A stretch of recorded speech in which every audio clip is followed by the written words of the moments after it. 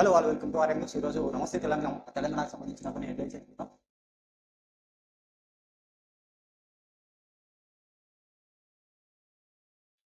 ఇక ఈ సంగతి ఇప్పుడు తెలిసిందా, ప్రజలకు కాంగ్రెస్ క్షమాపణ చెప్పాలి అంట. తర్వాత ఖర్గేస్ గ్యారంటీలతో మొదటికే మోసమని ఇప్పటికైనా అర్థమైందా? గాలి హామీనిస్తే ఆర్థిక సంక్షోభం అని ఇప్పుడు బోధపడిందా? తెలంగాణలో తప్ప చేసినప్పుడు గుర్తు ఎందుకు రాలేదు? తర్వాత ఒక ఏడాదిలోనే రాష్ట్రానికి జరగాల్సిన నష్టం జరిగిపోయింది. తర్వాత ఈ పతనం నుంచి కోలుకోవడానికి అసాధ్యమే అంటున్న కేటీఆర్. ఇక అధికారాన్ని లక్ష్యంగా కాంగ్రెస్ ఆడిన గ్యారంటీని గారిడతో తెలంగాణ ఏడాదిలో ఆగమైంది. ఇక ప్రజలు నమ్మించి నయవంచన చేసేందుకు కాంగ్రెస్ పార్టీ 4 కోట్ల ప్రజా క్షమాపణ చెప్పాలని కేటీఆర్ చెప్పారు. అదే తర్వాత కార్యకర్త ఆకాంక్ష మేరకు త్వరలో పాదయాత్ర చేస్తున్నట్టు కేటీఆర్ కూడా ప్రకటించడం జరిగింది.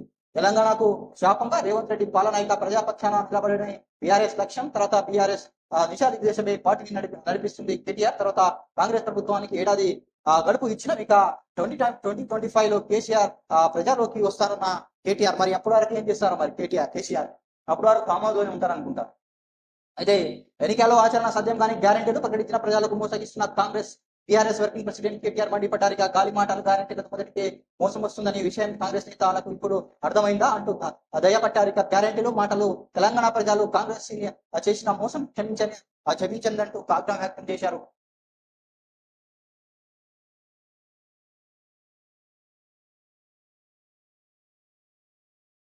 ప్రజలకు కాంగ్రెస్ క్షమాపణ చెప్పాలి కేటీఆర్.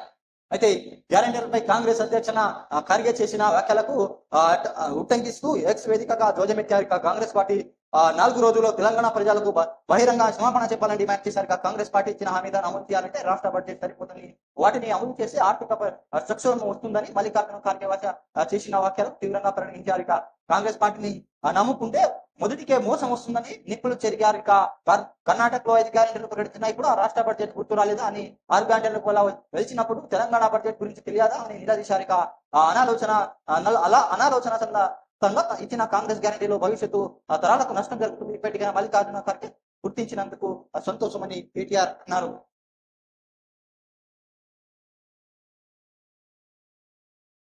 తర్వాత రాష్ట్రంలో త్వరలో పాదయాత్ర చేస్తా కేటీఆర్.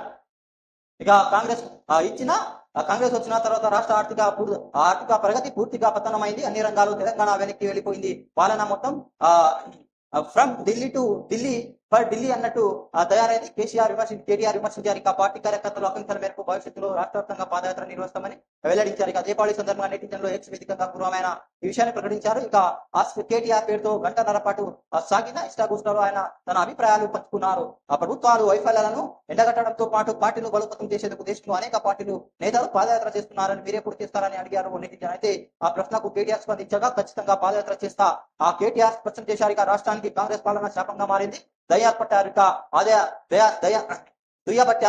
ఆదాయ వనరుల నుంచి మెదులుకొని రాష్ట్రాన్ని రంగాలు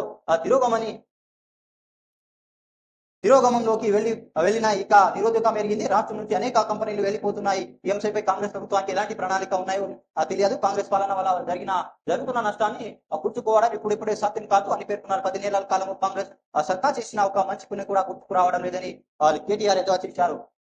తర్వాత అబద్ధపు హామీతో ఎన్నికైన కాంగ్రెస్ నుంచి ఇంతకంటే గొప్ప పరిపాలన ఆశించలేమని దుయ్యపట్టారు. తమ వైఫల్యాలకు కప్పుకుంటుకునేందుకు రాజకీయ వేధింపులు దిగుతున్నాయని విమర్శించారు.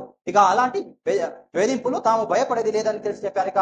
రోడ్ల వడ్లను బోనస్ ఇస్తామని కాంగ్రెస్ హామీ బోగస్ మారిందని కాంగ్రెస్ ప్రభుత్వానికి నమ్మి ఓట్లు మద్దతు ధర లేక రైతు బంధువులు రాక నష్టపోతున్న రైతుల తరఫున పోటుతామని స్పష్టం చేశారు. 4 ఏళ్ల తర్వాత కాంగ్రెస్ అధికారం పోవడం ఖాయమని ప్రభుత్వానికి చేసిన నష్టం నుంచి తేరుకొని ముందుకు పోవడం కొత్త ప్రభుత్వానికి అతిపెద్ద సవాలుగా మారుతుందని ఆయన పేర్కొనడం జరిగింది. ఇక్కడ ఒకటి చెప్పాలి, దొడ్డు వడ్లకు బోనస్ ఇస్తామని కాంగ్రెస్ హామీ ఇచ్చినట్టు చెప్పారు. కానీ కాంగ్రెస్ అనేది దొడ్డు వడ్లకు సంబంధించిన ప్రస్తావన కూడా లేదు. సన్న వడ్లకు 500 బోనస్ ఇస్తామని కాంగ్రెస్ ప్రకటించడం జరిగింది. తర్వాత ఇక్కడ ఏమన్నారంటే కొత్త ప్రభుత్వం వచ్చినప్పుడు ఆ కొత్త ప్రభుత్వానికి సవాలుగా మారుతుందని చెప్పారు. తర్వాత 2025 లో కేసీఆర్ ముఖ్యమంత్రి రాబోతున్నారు అన్నట్టు చెప్పారు. కానీ అది ఎంతవరకు మనం చూడాలి. తర్వాత మూసి పేరిట అతిపెద్ద స్కామ్ అంట. చెరువులు సంరక్షణ పేరుతో ప్రభుత్వం పేపర్ మీదుగా గొప్ప చెప్తున్నా అసలైన ఎజెండా అవినీతి మాత్రమేనని కేటీఆర్ పునరుద్ఘాటించారు. ఇక మూసి బ్యూటిఫికేషన్ తాము వ్యతిరేకం కాదని బ్యూటిఫికేషన్ మాత్రమే వ్యతిరేకం స్పష్టం చేశారు. మూసి ప్రక్షణ అనేది దేశంలో అతిపెద్ద స్కామ్ అని తెలిపారు. కేవలం కొందరికి మాత్రమే లక్ష్యంగా చేసుకొని హైడ్రా పనిచేస్తున్న ఇప్పటికే వరకు ఒక పెద్ద బిల్డర్ కూడా హైడ్రా ముట్టుకోలేదని, పేద మధ్యతరగతి ప్రజలు మాత్రం నిర్దయంగా దోచుకున్నదని ఆయన ఆందోళన వ్యక్తం చేశారు. తర్వాత అద్భుతంగా వారియర్ల పనితీరు. ఇక ఎన్నికల ఓటమి తర్వాత సామాజిక మధ్య మార్గంలో పార్టీ మద్దతులు ప్రపంచవ్యాప్తంగా దేశంగా తిరుగుపై పాత్ర పోషిస్తున్నారు కేటీఆర్ పేర్కొన్నారు. ఇక పార్టీ తరఫున ఏ ఆశించకుండా సోషల్ మీడియా వారియర్స్ అద్భుతంగా పనిచేస్తున్నారని అభిమానించారు. ఇక త్వరలో విస్తృత స్థాయి సమావేశం ఏర్పాటు చేస్తామని తెలిపారు. తెలంగాణకు వ్యతిరేకంగా కాంగ్రెస్ మద్దతుగా వ్యవహరిస్తున్న ప్రధాని శ్రావంతి మీడియా ప్రత్యామ్నాయం సోషల్ మీడియా మాత్రమేనని స్పష్టం చేశారు కేటీఆర్. కేసీఆర్ దిశానిర్దేశం లో మేము తెలంగాణ రాష్ట్ర ఉన్నంత కాలం తెలంగాణ పదం ఉన్నన్ని రోజులు కేసీఆర్ పేరు నిలిచి ఉంటుంది కేటీఆర్ స్పష్టం చేశారు. మరి కేసీఆర్ కూడా బయటికి రావాలి కదా ఫామ్ హౌస్ నుంచి, అప్పుడే కదా కేసీఆర్ కి ఇంకా ఎక్కువ పేరు అనేది వస్తుంది మనం చెప్పొచ్చు.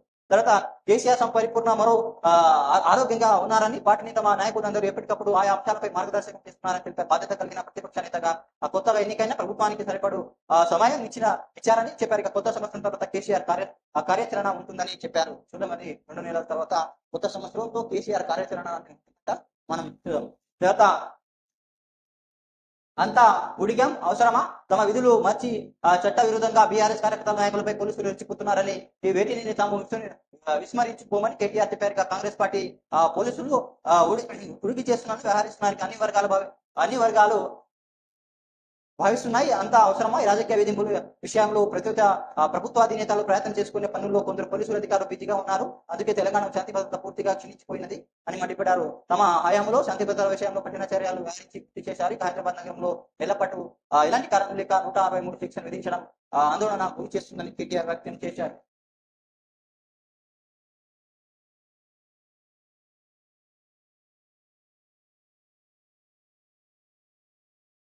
అయితే కేటీఆర్ త్వరలో పాదయాత్ర చేపడుతున్నట్టు వ్యాఖ్యానించడం జరిగింది. తర్వాత 2025 లో కాంగ్రెస్ కేసీఆర్ ని ప్రజల్లోకి వస్తారని చెప్పడం జరిగింది. అప్పటి వరకు కేసీఆర్ అనేది ఫామ్ లోనే ఉంటారు, ఆయన పొలం పని మొత్తం అక్కడనే చూసుకుంటారంట. తర్వాత ఇక గ్యారెంటీలతో దివాలని రాష్ట్ర బడ్జెట్ లోబడి హామీలు ప్రకటించాలి, లేకుంటే భవిష్యత్తు తరాలు నష్టపోతాయి ఖర్గే. ఇక కర్ణాటకను చూసి మహారాష్ట్రలో 5 గ్యారెంటీలు ఇచ్చారు. ఇక ఇప్పుడు కర్ణాటకలోనే గ్యారెంటీ కోతల రోడ్లు వేసేందుకు కూడా నిధులు లేకపోతే ముందుకెట్లా కాంగ్రెస్ జాతీయ అధ్యక్షుడు మల్లికార్జున ఖార్గే వ్యాఖ్యలు. ఉచిత బస్సులపై టికెట్ ప్రకటన తప్పుపడిన నేతలు. తర్వాత కర్ణాటకను చూసి మహారాష్ట్రలో 5 గ్యారెంటీలు ప్రకటించాం, ఇప్పుడు కర్ణాటకలో ఫ్రీ బస్ నిలిపిస్తున్నా, అందుకే చెప్తున్నా బడ్జెట్ ఆధారంగా గ్యారెంటీలు ప్రకటించండి, లేదంటే రాష్ట్రాలు దివాలా ఇస్తాయి అన్నట్టు ఖార్గే చెప్పడం జరిగింది. తర్వాత బెంగళూరు పిసిసి కార్యాలయంలో జరిగిన సమావేశంలో మాట్లాడుతున్న మల్లికార్జున ఖార్గే అధ్యక్షుడు. తర్వాత చిత్రంలో Karnataka CM Siddaramaiah, deputy CM DK Shivakumar అని ఒక వార్తని చూసిన తర్వాత అలవి కాని హామీలతో డోకా. ఖార్గే వాక్యాలకు కాంగ్రెస్ నైజం భయపడింది. ఇక రుణమాఫీ అని తెలంగాణ రైతులకు మోసమని మోదీ వ్యాఖ్యానించడం జరిగింది. తర్వాత హల్చల్ ఆపై గప్చుప్. బిగ్ బ్రదర్స్ ల్యాండ్ పూలింగ్ కథనంలో సంచలనం. 2 రోజుల పాటు పోలీసులు రెవెన్యూ శాఖ హడావుడి అన్నట్టు ఒక వార్త చూస్తున్నాం. ఇక ప్రవీణ్ రెడ్డి ఎవరు, అతుల్యం హోమ్స్ ఎవరిది, అధికారులు నేతల ఆరా. నమస్తే తెలంగాణ కథనంపై విచారణ ఇక చేపట్టాలని కోరిన భువనగిరి ఎంపీ. ఇక లావణి పంటలు రావడంతో రెవెన్యూ శాఖ అలర్ట్. విచారణ కోసం పోలీసుకు బాలాపూర్ తహసీల్దార్ ఫిర్యాదు. ఇక తమకు ఎలాంటి ఫిర్యాదులు అందలేదన్న పోలీసులు. ఇక చివరికి ప్రవీణ్ రెడ్డికి కనీసం విచారించని యంత్రాంగం అన్నట్టు ఒక వార్త. నమస్తే కథనంపై గురువారం హుటావుడి చేసిన కాంగ్రెస్ నేతలు అధికారులు శుక్రవారం ఎందుకు గప్చుక్ అయ్యారు. తర్వాత నిజంగా కథనం విచారణ చేసిన ఒప్పందాల గురించి వాస్తవం కాదా తెలిసాల్సిన బాధ్యత అధికారులపై లేదా. తర్వాత తాను లిఖిత పూర్వకంగా ఫిర్యాదు చేస్తే ఎంపీ కిరణ్ కుమార్ రెడ్డి ఎందుకు ఫిర్యాదు చేయలేదు. తర్వాత ప్రవీణ్ రెడ్డి ఎవరు అని గంటల తరబడి ఆరా తీసిన పోలీసులకు అతడి ఆచూకీ లభించలేదా. రైతులతో చేసుకున్న అగ్రిమెంట్ కాపీ తోనే అతని చిరునామా, ఆధార్ నంబర్ కూడా ఉంది. మళ్ళీ పోలీసులు ఎందుకు విస్మరిస్తున్నారు అన్నట్టు ఒక వార్త చూస్తుంది. ఇక నిజంగా బిగ్ బ్రదర్స్ ప్రేమేం లేకుండా నిబంధనలు విరుద్ధంగా ప్రభుత్వ భూములు కొనుగోలు చేసేందుకు ప్రయత్నించిన వ్యక్తిపై ఎందుకు చర్యలు తీసుకోవడం లేదని ప్రశ్నించడం జరిగింది. తర్వాత బిగ్ బ్రదర్స్ ల్యాండ్ పూలింగ్ శీర్షిక నమస్తే తెలంగాణ గురువారం ప్రచురించే కథనంలో పోలీసులు రెవెన్యూ శాఖతో పాటు కాంగ్రెస్ నేత జవాబు కోసం శోధించిన ప్రశ్నలు. ఓ సాధారణ వ్యక్తి ప్రశ్నకు సమాధానం కనుక్కోవడం కష్టం, కానీ ఏకంగా ప్రభుత్వ శాఖలో పాటు అధికార పార్టీ నేత రంగంలో దిగి అనేక మార్గాలు సమాధానానికి వెతికారు. ఇంతకీ జవాబు దొరికిందా అంటే ఊది కాలింది లేదు. పీరు లేచింది లేదు. చివరకు అధికార పార్టీ ఎంపీ సైతం కథనంపై విచారణ చేయాలని ప్రభుత్వానికి కోరిన 2 రోజులపై హైదరాబాద్ తర్వాత లావణిపేట భూములు కొనుగోలుపై విచారణ చేయాలని పోలీసులకు 2 రోజుల కిందటే ఫిర్యాదులు చేశామని తహసీల్దార్ చెప్తుంటే అసలు తమ ఫిర్యాదులు అందలేదని పోలీసులు కొట్టి పారేస్తున్నారు. తీవ్ర సంఖ్యలను ఆవశ్యకతపై హడావుడిగా చేసి అధికారులు ఇప్పుడు గప్చుప్ అయ్యారు. అవసరమైన రంగా దుష్ప్రచారం చేస్తున్నారంటూ ఒక కథనం అనేది చేయడం జరిగింది. మస్తు తెలంగాణ.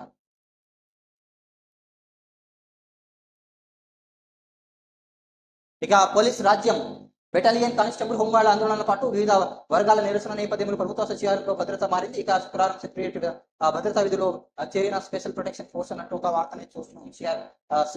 ఎస్పీఎఫ్ తర్వాత నిర్బంధంగా దిశ తెలంగాణ 20 జిల్లాలో పోలీస్ యాక్ట్ అమలు అన్నట్టు ఒక వార్తని చూస్తున్నాం. ఇప్పటికే హైదరాబాద్ లో 163 సెక్షన్ విధింపు. సచివాలయ భద్రత మార్చిన సీఎం రేవంత్ సర్కారిగా 11 నెలలు కాంగ్రెస్ పాలనపై తీవ్ర వ్యతిరేకత. పోలీసులతో నిరసనలు, అణిచివేతకు వ్యాఖ్యానం. హోంగార్డు చలో హైదరాబాద్ నేడు ఇందిరా పార్క్ వద్ద నిరసన ఆందోళన అడ్డుకునేందుకు ఆకాంక్షలు అయినా పోరాడుతామన్న ఒక వార్త